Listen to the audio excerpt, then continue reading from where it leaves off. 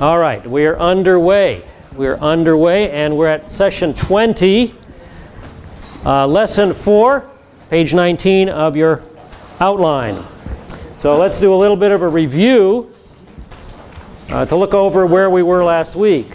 Last week, Yeshua had returned to Capharnaum, the Capernaum, his new headquarters. And there he caused quite a stir with his teachings. And because of all the publicity around him, we learned that rabbis were coming out of Galilee, and rabbis were coming out of Judea and Jerusalem up to Capernaum to check him out and find out what was going on. There weren't a lot of rabbis in Galilee because Galilee was not a center of Rabbinic Judaism. So they're all coming to investigate who this guy is and what he's up to. And one of those rabbis, undoubtedly, was Rabbi Yochanan ben Zakkai. I suggested if you want to read about him in detail, you can read about him in First Century Judaism in Crisis. He is the rabbi who was a Pharisaic missionary to Galilee to bring the Galileans to the Torah. And he was there for 18 years, and he only judged 2 cases. So he was very upset with Galilee after he left after 18 years and cursed the area. Well, he survived the destruction of the temple in AD 30. He moved to Yavna, he started a yeshiva, and he restructured Rabbinic Judaism. Or I should say, he restructured Judaism from a religion that needed temple and sacrifice, biblical Judaism, into the religion of the rabbis today. So he's the guy that really started modern Rabbinic Judaism. And we read about how he was totally unsure of his relationship with God when he died. A very sad story. Anyway, he was there among the crowd, and the incident that we looked at centered around Peter's home when some friends of a paralytic tried to bring this paralytic into Peter's home for healing. And there were so many people around the door, they couldn't get in, so they went up the stairs there, up on the roof, and then they lowered the paralytic down in front of Jesus. Now, Jesus did not heal the man directly, but he said, "Your sins are forgiven," because he knew that would raise the issue that it would raise. And the Pharisees in the room, probably including Yochanan ben Zakkai, were thinking in their minds, how can he do this? He blasphemes. Only God can forgive sin. And Yeshua let them know that he was reading their minds by telling them what they were thinking, and then challenged them with the comment, what is easier to do? To say your sins are forgiven, or to say take up your bed and walk? And of course, it's much harder to say, take up your bed and walk, because that requires proof. It has to happen. And he said, in order to prove to you that I have authority to forgive sins, and therefore I am God in the flesh, he says to the man, take up your bed and walk. The guy is healed instantly and goes out rejoicing. And the crowd, of course, is rejoicing as well. Well, this is the first stage of the investigation by the Sanhedrin, the stage of observation. They can't say anything. They didn't say anything. But they report back to the Sanhedrin, this is a significant Messianic movement. And so from now on, we will see the Pharisees and representatives of the Sanhedrin there dogging Jesus with questions. They enter Stage 2 of the Sanhedrin's investigation, the stage of interrogation. They'll be asking who, what, when, why, what's your authority, things like that. So be alert to that as that stage of the investigation begins. So, now, we want to start on page 19. And our school is called the School of Biblical and Jewish Studies. And the reason we call it the School of Biblical and Jewish Studies is because we teach the Scripture from a Jewish perspective, and then we insert tidbits from Jewish culture into our studies, so you'll understand the culture in which Jesus was dealing with. And so this class is going to introduce you to Rabbinic literature. Basically, we're going to have a heavy emphasis on the Mishnah and the Talmud, and hopefully clear up any confusion in some minds, make it very clear what exactly these two pieces of literature are and where did they come from. And then we'll also get a chance to see how they interact with Yeshua as well. So we're at the top of page 19. The word is definitions there. And we want to ask the question, what is the Mishnah? because the Mishnah is going to be the main area of conflict between Jesus and the religious leaders. The Mishnah. Now, the Mishnah is mentioned in the New Testament many times, but it's mentioned under the title, the traditions of the fathers, or the traditions of the elders, or simply just the traditions. That is a reference to the Mishnah. That's its title. That's its title in the New Testament. Basically, it's the oral law. Now, it was in development at this time, but not quite completed. Not quite completed. So let's start with its development. How did the Mishnah develop? Well, I have a chart on your outline, and we'll work through this chart and explain the details of it. The chart is called The History of Jewish Oral Traditions. And of course, the Jewish oral traditions need a foundation. So the foundation was laid in approximately 1440 BC, right around that time period, with Moses, because that's when the Mosaic law was given by God. That is the written law. That is the written law given by God to Moses on Mount Sinai. So that's the foundation of our Jewish oral traditions. Question? Is that the Ten Commandments you're talking about? Yes, that's the Mosaic law, the Ten Commandments, correct. All right, now, around 400 BC to around 30 BC, a school of teachers came into existence we call the Sopherim. The word Sopher, which is singular, means scribe. Sopherim is plural. Now, Ezra was the leader of this school, and you read about Ezra in the book of Ezra. Now, at the beginning, they had a very, very honorable intent. You see, Ezra and the other leaders of the community recognized that the reason for the Babylonian captivity was violation of the Mosaic law. Primarily idolatry. We broke the Mosaic law.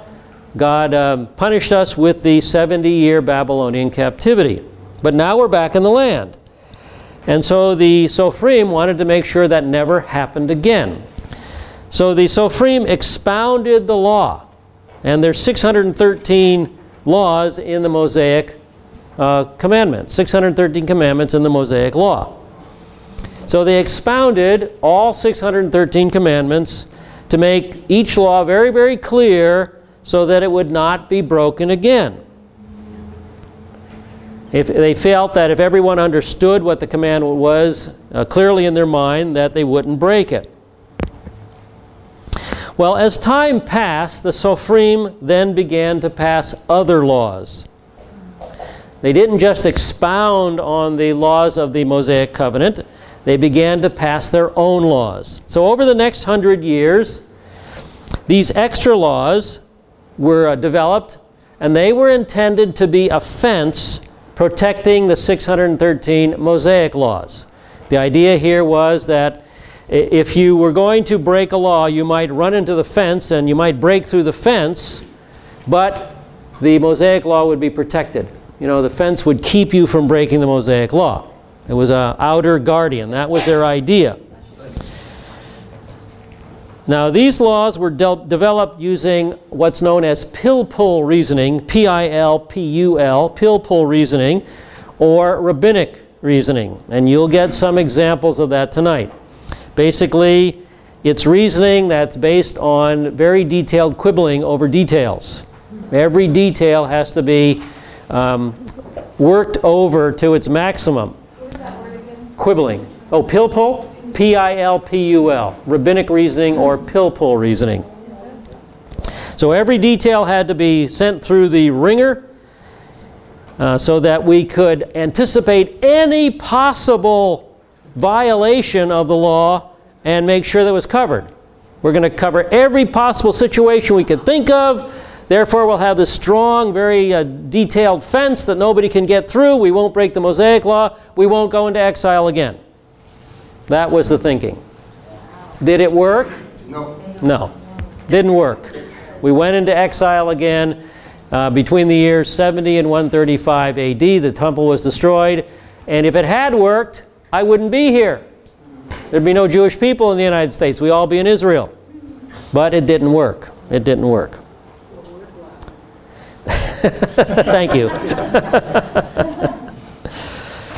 All right, so again, the school of the Sophrim extends from Ezra, who we know about in the Bible, to Rabbi Hillel.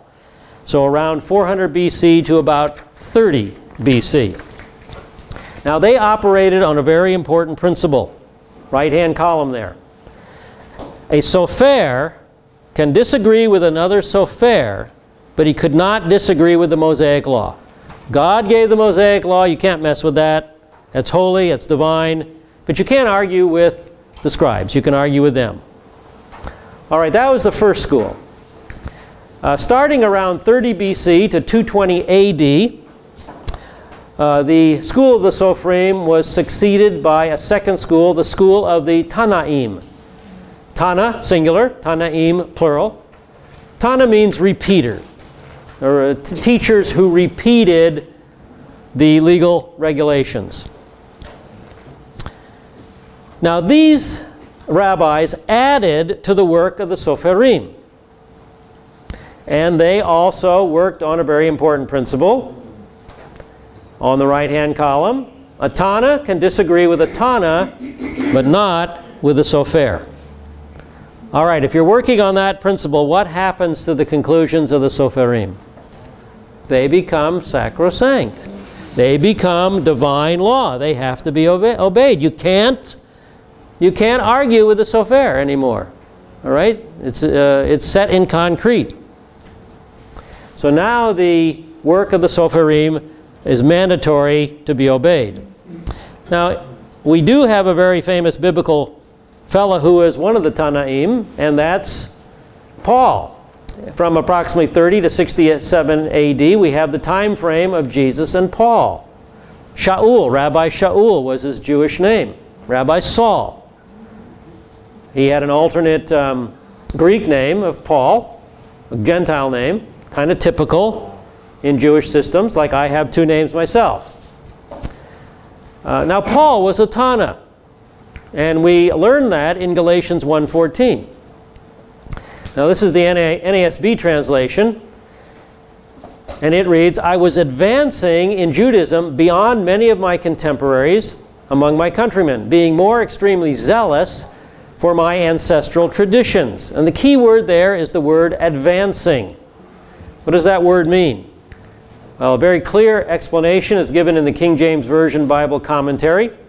Literally, the word is the Greek word prokopto, which means to cut forward, hence to blaze a trail, or to cut a pioneer path.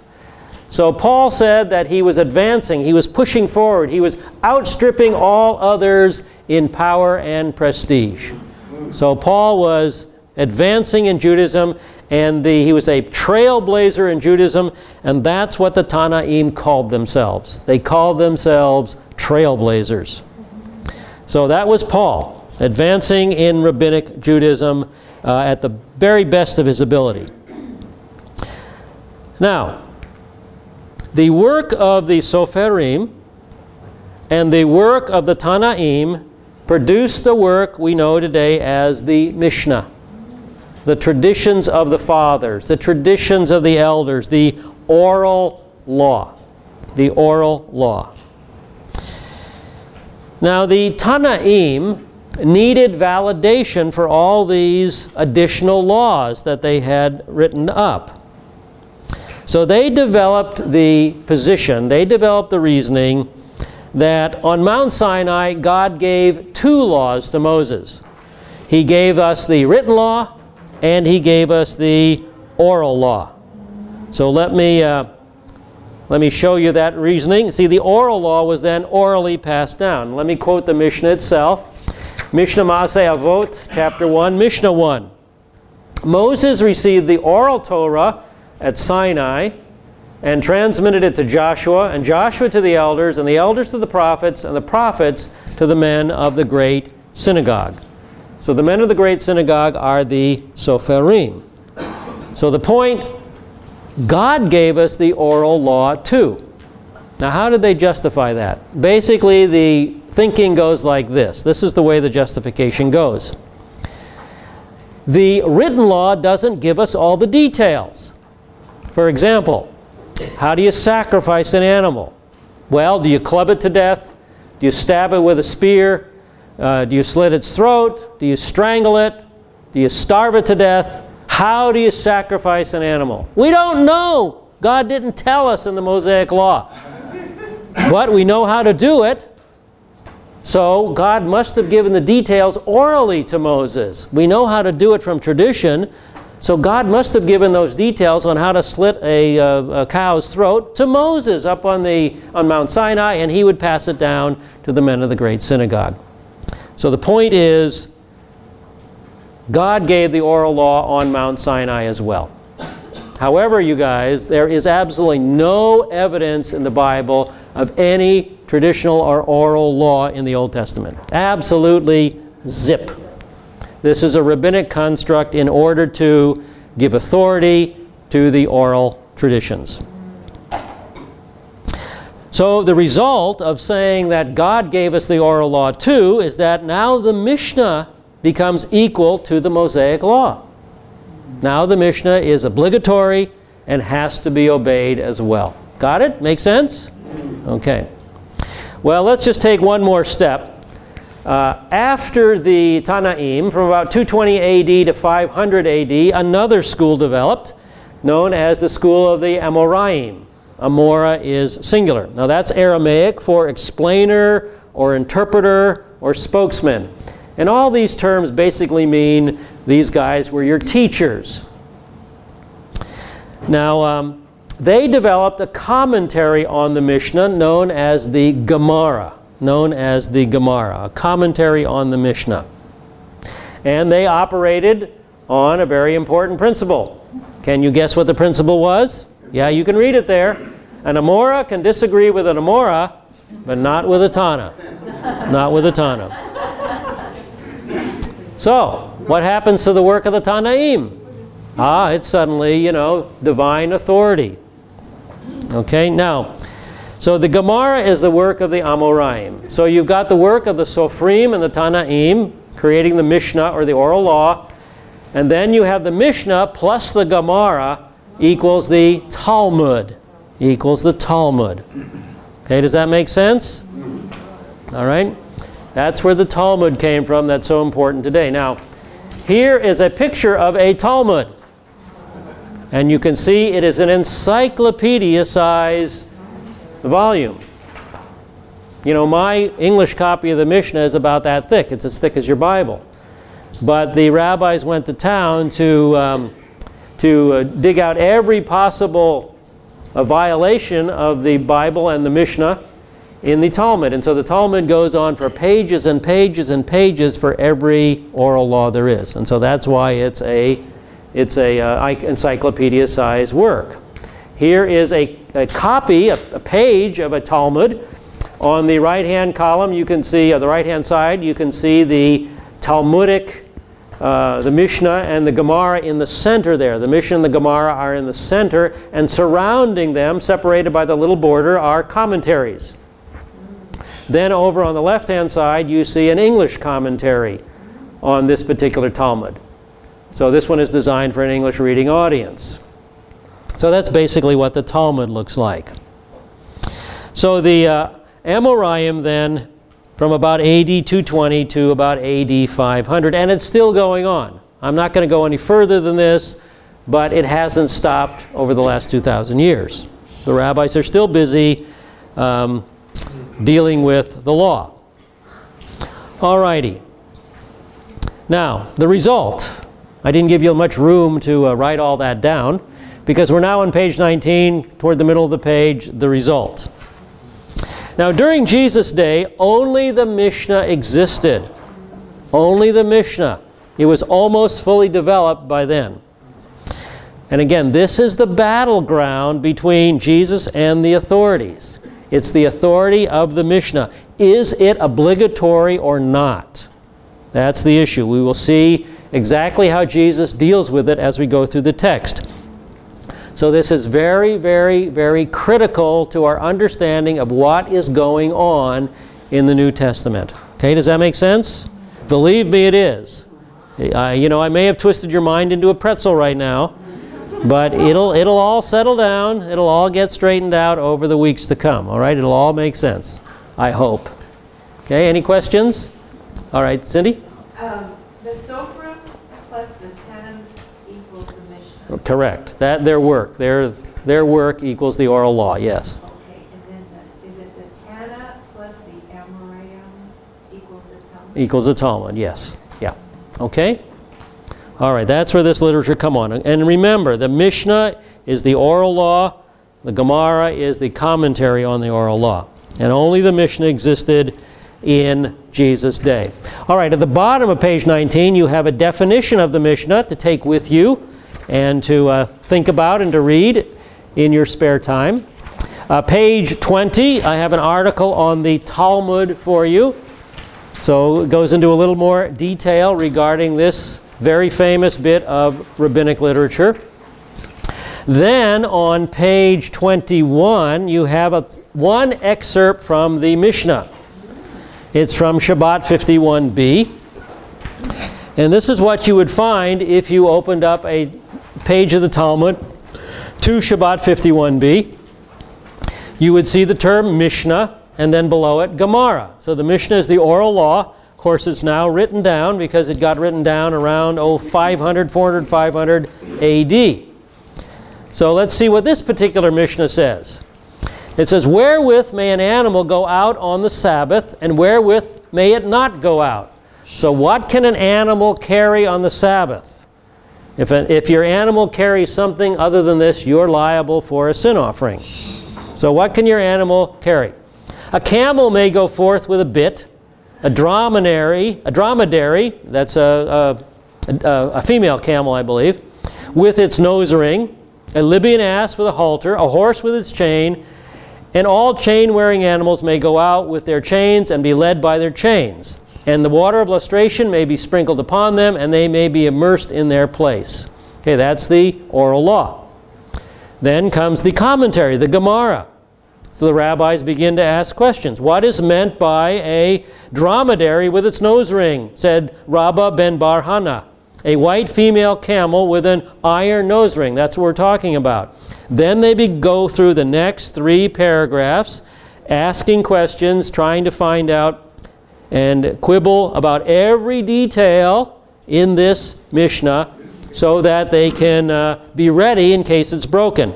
And notice at the bottom of the article I wrote, etc., etc., etc., because this Gemara goes on for pages. About the dromedary? No, about this Mishnah. Oh, about this Mishnah and all that's contained in that Mishnah. The dromedary. I thought they couldn't get over the hump. They couldn't. I hope that didn't come. I hope that didn't wasn't picked up by the camera, Roger. He said he was concerned about this comment about the dromedary because he didn't think they got over the hump. Yeah. Everybody boo. All right. All right, so there's an example, just a sample from the Mishnah and the Talmud. All right, bottom of page 21, we have an article on the scribes, a more detailed article. That goes over to page 22 as well. And then, then we come to page 23. And another little introduction for you. An introduction to the traditional Shabbat laws. This comes from my Art Scroll Mishnah commentary by Rabbi Ezekiel Danziger. So let's read this together. Start with the first paragraph there and read along with me. He does a great job of explaining it.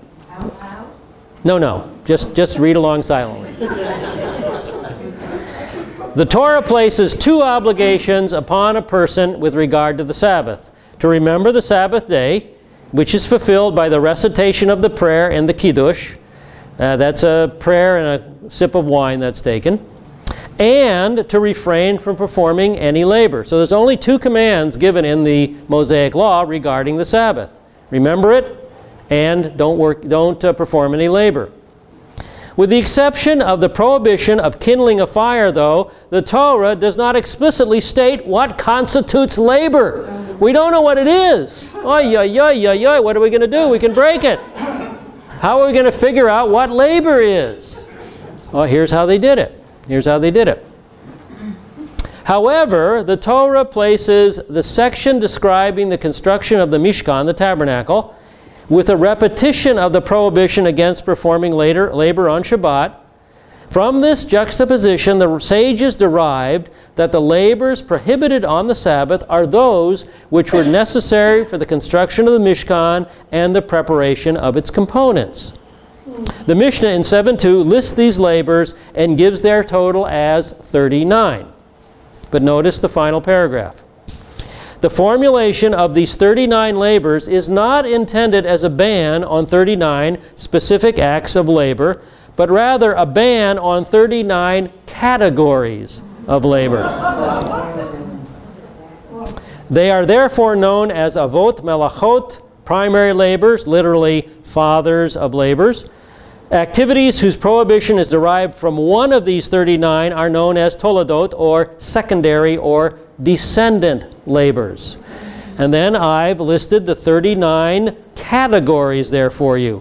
Sowing, plowing, reaping, gathering, threshing, on and on and on and on, right down to number 39 at the end, transferring from domain to domain.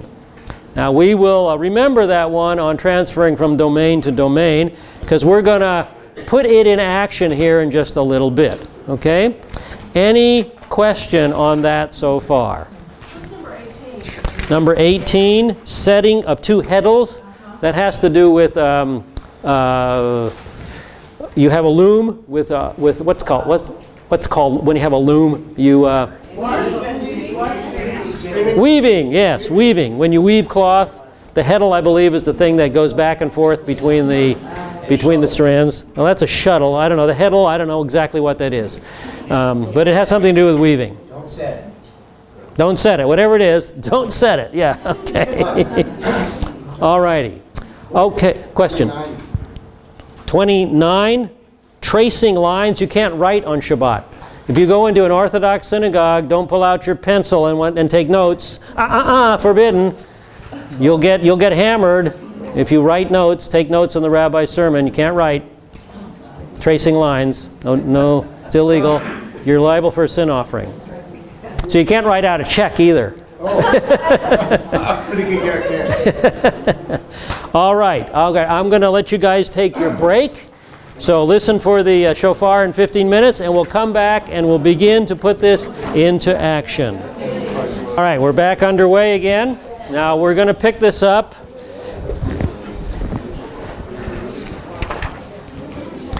We're going to pick this up on page 24 of your outline. Now this is section 56, and we've now outlined the battleground for you. And this is where the conflict is. The Messiah's authority over tradition, over the Mishnah. This is the battleground. Very important battleground. So top of page 24, the challenge to Yeshua, the challenge to Jesus. We pick up section 56 at on page 56 of your harmony.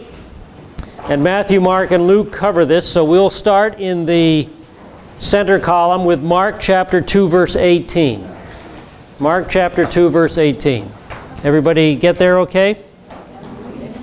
All right, and John's disciples and the Pharisees were fasting, and they came and said to him, "Why do John's disciples and the disciples of the Pharisees fast, but your disciples do not fast?" So there's an important issue in the Pharisees' mind. Jesus is not fasting. Now the Pharisees set aside 2 days a week for fasting. Their fast days were Monday and Thursday. So if you were a good Jew, you fasted on those 2 days during the week. But Jesus is not doing that. He's not following Rabbinic Judaism, and so he is challenged. So now we need to go to the Luke account for his response in verses 34 and 35. So we're in the right-hand column on very bottom corner of page 56, verse 34. And Jesus said to them, "You cannot make the attendants of the bridegroom fast while the bridegroom is with them, can you? But the days will come when the bridegroom is taken away from them, then they will fast in those days." So Jesus responds with 3 examples and then a comment, a response. So example number 1 that he brings up is a wedding. You know, at a wedding, you don't fast, you feast. It's a joyful time. You know, the bridegroom is present. So it's not appropriate to fast then. It's appropriate to have a good time. After he leaves, after the bridegroom departs, hey, then you can fast, but not during the wedding, okay? So it's not an appropriate time to fast right now, is his first point. It's not appropriate to fast right now. Example number 2 is the repairing of a garment in verse 36. And he was also telling them a parable. No one tears a piece from a new garment and puts it on an old garment. Otherwise, he will both tear the new, and the piece from the new will not match the old. So here's his second example. You don't put a new patch on an old garment. Now, this is before sanforizing. This is before pre-shrunk cloth, right? Or in our day, pre-torn up jeans and, you know, pre-worn out clothes. Okay, but if you put a new patch on an old piece of cloth, that new patch would shrink and it would pull the garment together, and you could very easily make the tear worse than it was before. So his point is that he did not come to patch up Pharisaic Judaism. So it's not appropriate to fast at this time, and he didn't come to patch up Pharisaic Judaism. Example number 3, wine in verses 37 and 38. And no one puts new wine into old wineskins. Otherwise, the new wine will burst the skins, and it will be spilled out, and the skins will be ruined. But new wine must be put into fresh wineskins. Now, when you produced wine in those days, you took a new wineskin, soft and flexible, and you poured the grape juice into it, and you sealed it up, and it began to ferment. Now, as it fermented, it leaves off gases. And these gases would then be collected in the wineskin, and they will stretch it and stretch it and stretch it till it's finally stretched to its maximum.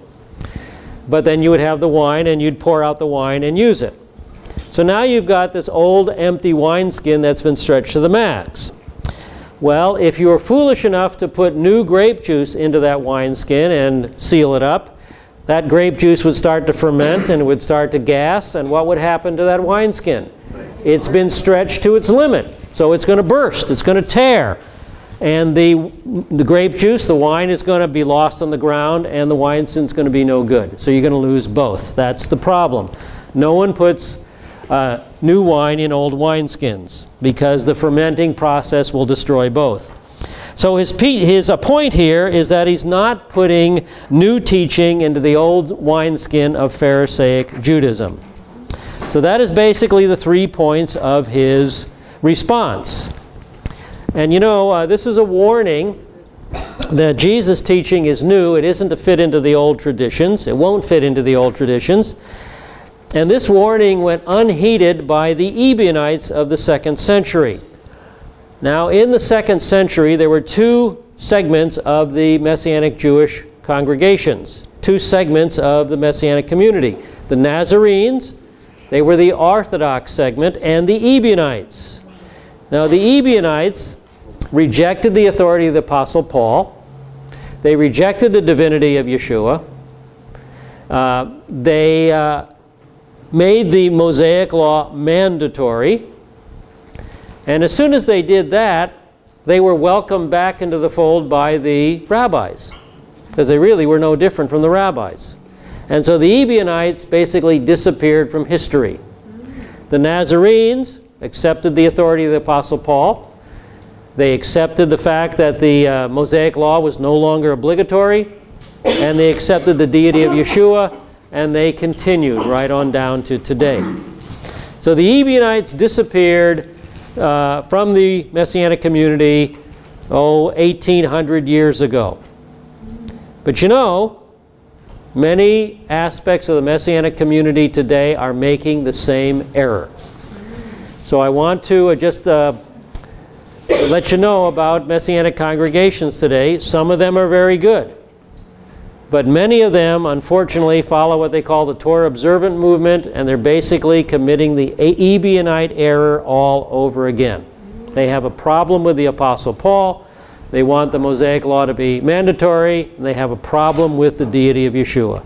So if you go to a Messianic congregation, check their doctrine, find out where they stand on those three issues.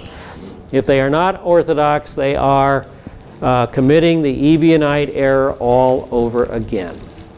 Okay? Now in verse 39, the very last verse of the section, we come across a response. And no one, after drinking old wine, wishes for new, for he says, the old is good enough. Well, this is a difficult verse to interpret, and there are two possible interpretations we could take. You think it over and decide which one is the best for yourself. One is positive and one is negative. First of all, he could be speaking about their attitude. He could be saying that they will desire the old and reject the new. They'll desire the Mishnah and reject the Messiah. He could be saying that.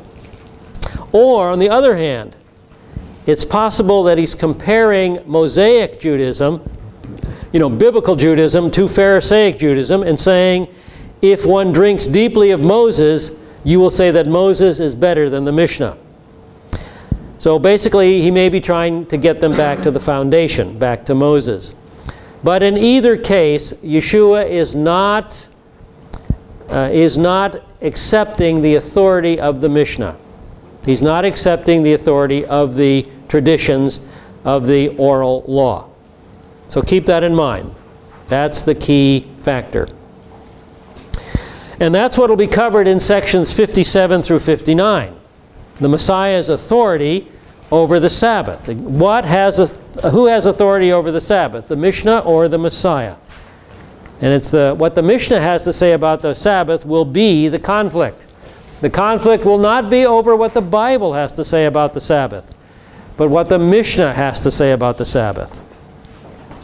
You see, to the Sabbath commandments, the two Sabbath commandments, the oral law added some 1,500 traditional laws. Okay? An additional 1,500 laws were added to the commands, remember the Sabbath and keep the Sabbath. In addition, the rabbis began to personify the Sabbath. And it comes down even to today. If you go into the synagogue, say example, on an Erev Shabbat service, we'll sing a song called Lecha Dodi on Shabbat. It's a song welcoming Queen Sabbath. Come, my beloved. Lecha Dodi, come, my beloved. So it's a personification of the Sabbath. In fact, in rabbinic theology, Israel was created for honoring the Sabbath. And so the Pharisaic additions made the Sabbath very, very complex. Now, page 25, I have a quote there from Encyclopedia Judaica dealing with the exaltation of the Sabbath. And I have it up on the screen here. From the Jewish Encyclopedia, the article is the Sabbath, but the subsection is exaltation of the Sabbath. And here's what Encyclopedia Judaica says. Excuse me, the Jewish Encyclopedia says. Excuse me, Jewish Encyclopedia.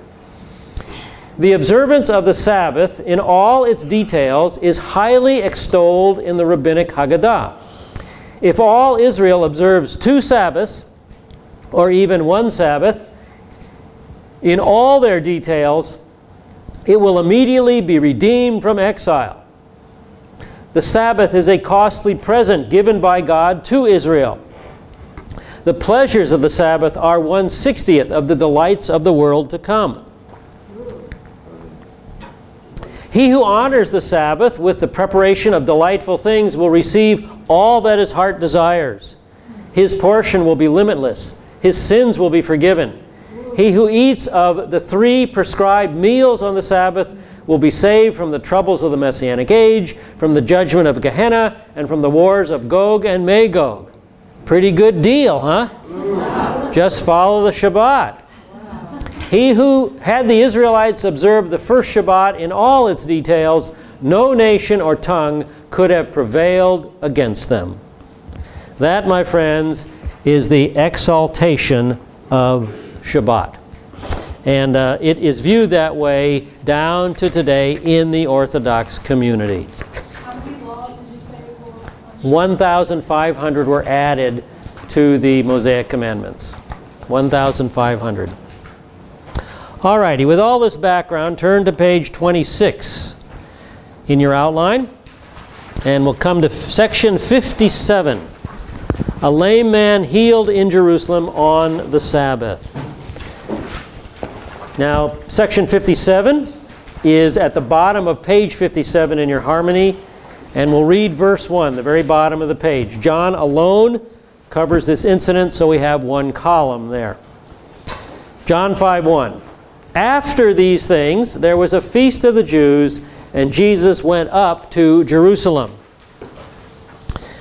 All right, the conflict is now going to begin with the Mishnah over the issue of the Sabbath. This will be the 3rd of 7 signs. This man healed will be the 3rd of John's 7 signs. Now, the feast, as best we can determine, is a Passover feast. And one of the hints that it is the Passover feast comes in the fact that many manuscripts read the feast. The definite article is very clearly there. And the feast was normally considered to be Passover. So it is probably Passover, the 2nd of his ministry. So that means 1.5 years has now elapsed. 1.5 years of preaching up in the Galilee. Now we're at the highlighted word purpose in the middle of the page. And let's read John chapter 5, verses 2 through 9. Turn the page over to page 58, and we'll read verses 2 through 9. All right, everybody there okay?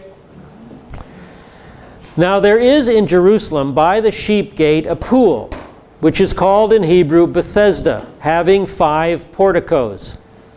In these lay a multitude of those who were sick, blind, lame, and withered, waiting for the moving of the waters. For an angel of the Lord went down at certain seasons into the pool and stirred up the water. Whoever then first, after the stirring up of the water, stepped in was made well from whatever disease with which he was afflicted. And a certain man was there, who had been 38 years in his sickness. When Jesus saw him lying there and knew that he had already been a long time in that condition, he said to him, "Do you wish to get well?" The sick man answered him, "Sir, I have no man to put me into the pool when the water is stirred up, but while I am coming, another steps down before me." Jesus said to him, "Arise, take up your pallet, and walk." And immediately the man became well, and took up his pallet and began to walk. And notice the final sentence, now it was the Sabbath on that day. All right, so we have this healing on the Sabbath in the pool of Bethesda. So let's get a little bit of a orientation to the pool of Bethesda, its location, and the archaeological discoveries at the pool of Bethesda. Here is a map of the city of Jerusalem. You can see the upper city, the lower city, and then in the north, the Bethesda suburb, and just north of the Temple Mount, there's the pool of Bethesda, where it's located. Now we're going to move over to the right and go up onto the Mount of Olives. And now we're on the Mount of Olives. We're overlooking the city from the east, looking west. And we can see the valley of Hinnom to the south, the Kidron Valley below us, the temple below us, and then just to the north of the temple, the pool of Bethesda. All right, does that all make sense to you? I'm trying to orient you to the city. All right, now this is a picture of the model of first century Jerusalem that used to be at the Holy Land Hotel. when it was on the grounds of the Holy Land Hotel, they wouldn't let you take pictures of it. But now they've moved it to the Israel Museum, and now you can shoot all kinds of pictures of it. And so I think that's a great, great thing to have happened. So here we're standing basically on the Mount of Olives, and we're looking at the temple to the left. And then to the north of the temple on the right is the pools of Bethesda. Right there, the buildings with the red tile roof. Coming in a little closer, again, there's the pools of Bethesda with the 5 covered porticos. And there's a close-up of the way archaeologists feel these pools looked in the 1st century. Now you have this diagram, a page or two on in your outline, and this diagram shows you the 5 porticos. You have the portico to the north, number 1, and then to the east, number 2, to the south, number 3, to the west, number 4, and then the center portico, number 5. And that, of course, is where the people who were sick would shelter themselves as they waited for the troubling of the waters in the 2 pools. Now here, of course, again, is another view of the pools of Bethesda. How do they look today? This is the way they looked in the 1st century, as best we can determine. But if you go to Jerusalem today, this is what you find. Now this is the current street level of Jerusalem. This is what you see on the street level. But you'll notice that the pools are 30 to 40 feet down under rubble. And there's been a lot of rubble and construction on top of the pools of Bethesda. And so you have to look down quite deep into the excavations to see the actual pools themselves. And you can see the archways and supports and all that that have been put in place over the last 2,000 years. Now here I'm looking down directly into the pools, and you can see the steps that go down into the pools. You can see they disappear at the top of the page into the new building, and to the right and to the left they disappear into the rubble. But you can see it's a typical construction of the day. You have about 4 steps going down, and then a platform. Then 4 steps going down, and another platform. So you can see a couple of the platforms here in this part of the excavation. It's not exactly in the best shape in the world. It'd be nice if they could excavate more of it and really give us a good look at the pools, but it's very obvious that they're there. We know where the corners are, and we have a good fix on the pools of Bethesda today. So I just want you to use your imagination a little bit. And we don't know if this is the area where the paralytic was, but just imagine him up on the top platform and the water down, a couple of layers down below, and the water gets stirred up, and he has to climb down these stairs and to get into that water. And he can't do it on his own. He has to be helped, and it just takes too much time to get down into the pools. Yes? What do you think caused the stirring? Back then they thought an angel of the Lord, but what caused that stirring? Did that create a mineral? Well, no, if it says the angel of the Lord, my answer is the angel of the Lord. Okay? Okay, I don't go with the naturalistic explanations if there's a clear explanation in the context. So They're still doing it in France at Lourdes. well, yeah, that kind of thing still occurs. Yeah. And you can't get in the water. Why?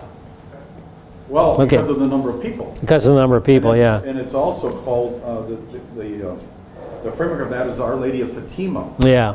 which is Middle Eastern. That's from their Muslim heritage Right. in Spain. Yeah. So they brought that over, and she's worshipped, but they recognize that she's Muslim. Yeah. Exactly. Brutal. So anyway, I would just stick with the text that says an angel did it. How many times a day? There's no. Doesn't say. Doesn't say. Okay. Just on occasion. Yes. Was it a place where there was real springs coming up, or was the water brought in? No, I don't think there were springs there. I'd have to research out exactly how the water was brought in there. What's with the moss there, like a little dam? Yeah. If you look back, you can see water at the bottom there. There's still water there's a water table there of some sort. Okay. All right, so that's where this event occurred, the healing of the paralytic on the Sabbath, followed by instruction to pick up your bed and walk. Why did Jesus do that? The instruction, he knew the instruction would raise the issue that it raises and force the leaders to come to a decision. Now, obviously, this paralytic was carrying a burden. I mean, that's obvious. But he was also breaking more traditional laws than that. It's not quite that simple. It's much more complex than that. He also broke Mishnah Shabbat 1:1, which is moving something out of a private area to a public area. We'll look at that in just a moment. Remember that those 39 categories of labor, remember number 39, transferring from a domain to a domain? That's the one we're going to look at, a category of labor.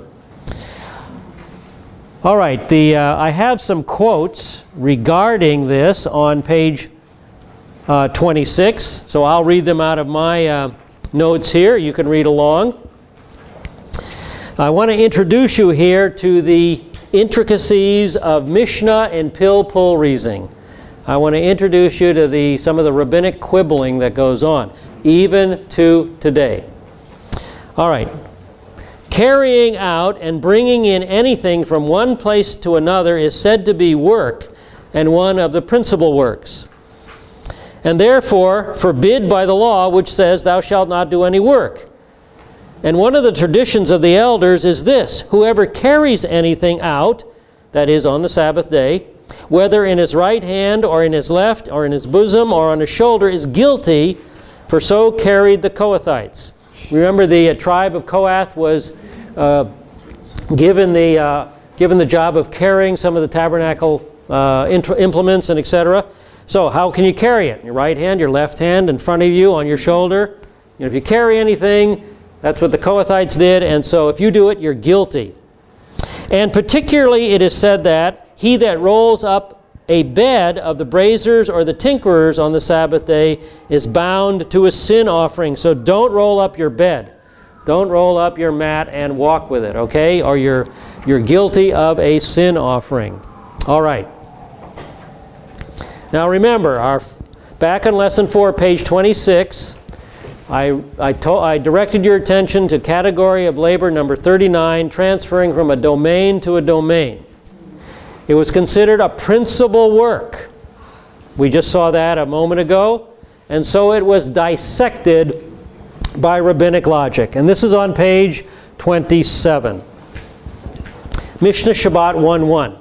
Let me just introduce you to rabbinic reasoning. Okay, is everybody there?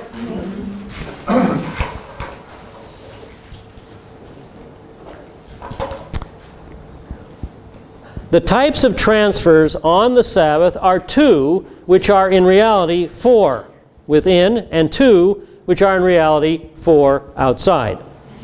How is this so? Well, I'll tell you how it's so. Let's imagine a situation. A poor man is standing outside and the householder is inside. So you got a poor man on the outside, the householder in his house.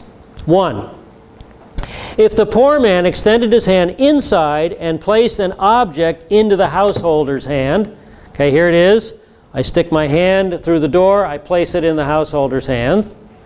Or if he took an object from it and brought that object out, if I reach in, grab this object and take it out, the poor man is liable for a sin offering and the householder is exempt. Householder didn't do anything, only the poor man. Two. If the householder extended his hand outside and placed an object into the poor man's hand, here it comes, into my hand, or if he took an object out of the poor man's hand and brought it inside, the householder is liable and the poor man is exempt. So in the first instance, the poor man transferred from domain to domain, and in the second instance, the householder transferred from domain to domain. Got it? Okay. Three.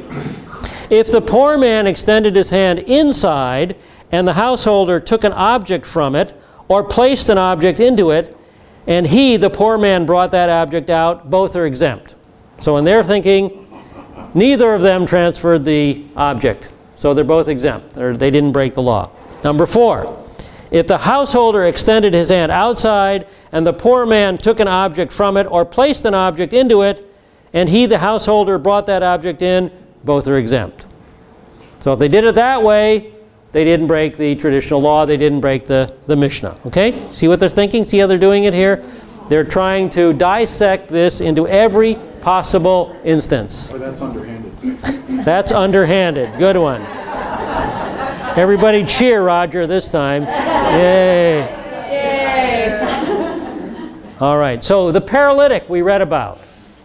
The paralytic we have just read about was guilty of principle 1 or 2. He carried his mat. He rolled up his mat and he carried it out of one domain into the public domain. And when he got home, he would break the law again by going from the public domain into the private domain. So this poor guy was building up sin offerings on top of sin offerings. He's guilty for 3 offerings now. Okay? All right. So if he had just remained in the private area and handed his pallet to somebody outside, he would have avoided, they would have both been exempt. That's number 3 or number 4. All right. You see how this thinking goes? Okay. Page 28, lesson 4 is an article on the Pool of Bethesda and that drawing I was telling you about. So let's go to section 58, and we'll finish up on section 58, top of page 29. So this is an effort to kill Jesus for breaking the Sabbath and saying he was equal with God. John chapter 5, verses 10 through 18. We're in the middle of page 58 in your harmony. Okay, everybody there? Yes. All right, well, let's start with verses 10 through 13. Therefore, the Jews were saying to him, to the paralytic, saying to him who was cured, "It's the Shabbat. It's not permissible for you to carry your pallet." But he answered them, "He who made me well was the one who said to me, 'Take up your pallet and walk.'" And they asked him, "Who is this man who said to you, 'Take up your pallet and walk'?" But he who was healed did not know who it was, for Jesus had slipped away while there was a crowd in that place. All right. So we have violations in their eyes. He's working on the Sabbath, carrying a burden. He's moving it from domain to domain. Verses 14 through 18. Afterward, Jesus found him in the temple and said to him, "Behold, you have become well. Do not sin anymore, so that nothing worse may befall you." The man went away and told the Jews that it was Jesus who made him well. And for this reason, the Jews were persecuting Jesus, because he was doing these things on Shabbat. And he answered them, "My Father is working until now, and I myself am working." And for this cause, therefore, the Jews were seeking all the more to kill him, because he was not only breaking the Sabbath, but also was calling God his own Father, making himself equal with God. All right, so they have a couple of accusations against this guy. He healed on the Sabbath, so he broke the Sabbath, and he makes himself equal with God. Now I want you to notice the difference between Jewish thinking and Gentile thinking. You know, many people say that Jesus was a good man, but Jesus never claimed to be God. And it's true. You will not find the statement in the New Testament, "I am God," uttered by Jesus. Only 21st century Westerners demand that kind of a statement, okay? To require that kind of a statement from Yeshua is to view him from a Gentile, 21st century Gentile perspective, not a 1st century Eastern perspective. From a Jewish perspective, he claimed to be God incarnate very clearly. When he said that God was his Father, he was uttering the claim, "I am God," from a Jewish perspective, and those who heard him understood his claim. Verse 18, making himself equal with God. They understood it very clearly. Don't let anybody get away with that silly comment, that Jesus was a good man, but he never claimed to be God. Now, in regard to that comment, if somebody makes that comment, they better think through the implications of their comment. And I want you to challenge them if they ever come up with that. So, If someone says to you, Jesus was a good man but never claimed to be God, there are only three options that we have, and I'm sure you're all familiar with this. Jesus is either a liar because he's not God, or he's a lunatic because he's not God, or he is God, he's telling the truth. And those options require us to ask a question, and the answer we give determines a result and a practical response. So we have to ask the question to our friends, can a good man be a liar? And the answer is no, because that leads to deception. And the proper response is to loathe him. Right? Like my L's? Okay. So a good man cannot be a liar. Can a good man be a lunatic? And the answer is no, because that leads to disaster. If he's a lunatic, you need to lock him up. So if Jesus was a liar, he's not a good man. If he's a lunatic, he's not a good man. Can a good man be the Lord? Yes, if he's telling the truth. And if he is the Lord, then that gives us proper direction, and we should make him your leader. That's the implications of this kind of a statement. So don't let anybody get away with that, because with Jesus there's no fence walking. There's no silly statements allowed that he was a good man, but that he couldn't possibly be God. He's either a liar and a lunatic, which will lead to deception and disaster, or he is the Lord, which will give direction to your life. Does that make sense? Yes. You will get this chart next week. The morning class wanted it. I didn't have time to run it off. And so you'll get that, and I'll also give you the Mishnaic quote on how the Mishnah came down to the great synagogue too. Someone also asked for that. Yes? When Nicodemus came to Jesus and said, you are a good man, and he said, no one is good but God, what do you... Yeah, it was a rich young ruler. It wasn't Nicodemus. He's forcing him to think through what the implications of his statement. Okay, only God is good. Are you calling me God? We'll talk about that when we get there. Okay. All right, let me pray, and then I'll turn you guys loose. Father, again, we want to thank you for your word, and thank you for this challenge that came at the end of the lesson tonight. Is Jesus a good man who never claimed to be God? Or is Jesus a good man who is God? And Lord, we know the answer to that, and we know the affirmation of his divinity found throughout the Bible, both in the Hebrew Scriptures and in the New Covenant. And so, Lord, help us to orient our lives around the truth that, yes, if Jesus is a good man, then we need to make him our leader. We need to obey him. We need to make him preeminent in our lives. So, Lord, help us to grow in that conviction and in that attitude, and help us to challenge those that give us the challenges like this silly statement that Jesus never claimed to be God. Help us to stand firm and say, you know, have you thought through the implications of that? Do you know what the biblical data is? And bring them face to face with the truth. And help us to do this to the Jew first, but also with the Greek. And we ask this in Yeshua's name. Amen. All righty, we'll see you guys next week.